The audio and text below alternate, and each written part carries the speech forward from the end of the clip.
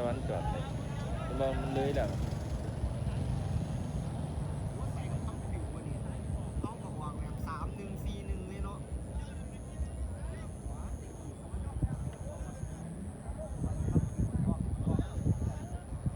จริงๆมุมกล้องตรงนี้ยังไม่มีคน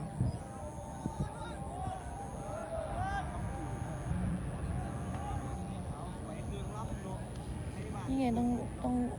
ไอ้นี่ไม้พายไว้อ่ะเมื่อยก่อนพอดี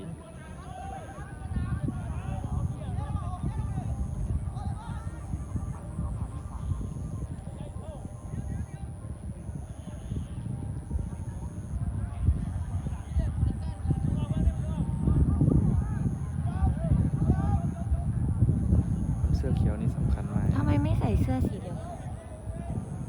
เปียกได้เทือเลย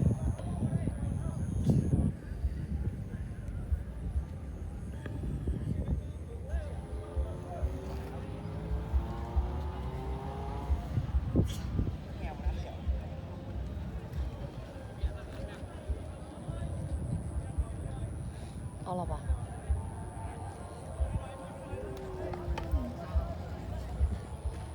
ไปเถอะตั้งรับคนนี้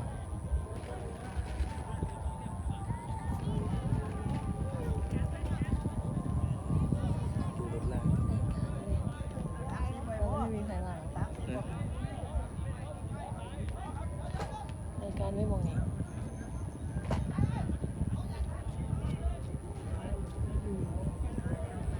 อันนี้รอบชิงชนะเลยหรือเปล่าที่เขาพูดใกล้แล้วการแข่งเรือจังหวัดยะโสธรประจำปี 2565 ทีมอะไรกับทีมอะไรไม่รู้แต่ว่ารอบชิงชนะเลิศแล้วไม่ใช่เขาบอกไงเมื่อกี้อ่ะเขาว่าไกลแล้วสิอุ้ยตอนนู้นสวยจังม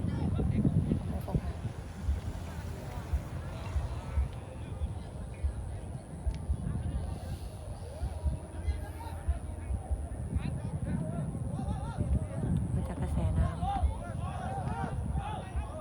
ไป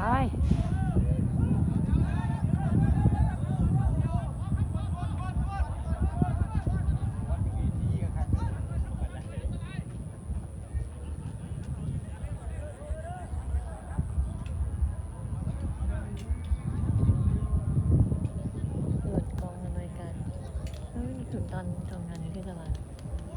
เคยมาไหมก็มาสิเลือกต้องมา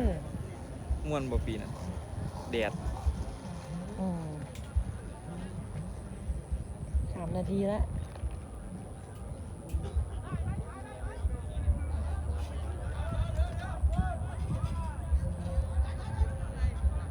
3 2 1ไป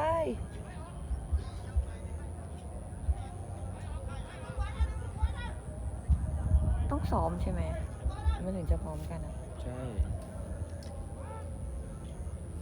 ก็มีเรือพวกที่เขาจะเอาไอ้นี่ก็ไปตลอดเลยดิเรือเลย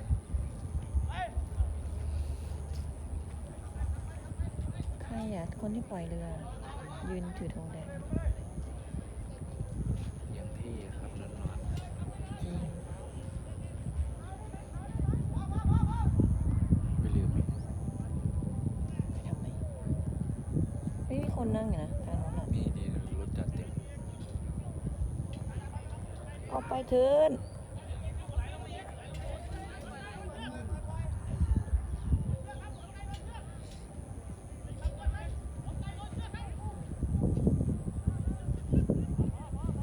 เขาตื่นเต้นทำไมวะเนี่ย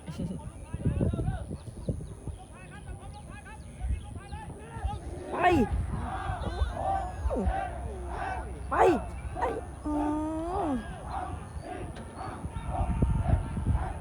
โอ้โหเสียงทางนู้นดูเรือ2 ลำเท่ากันเลย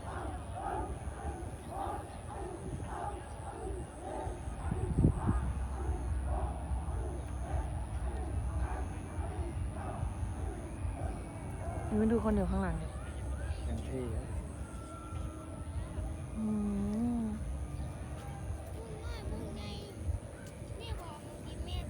อ๋อเส้นชัยน่าจะอยู่ตรงกรรมการอยู่ตรงนู้นน่ะ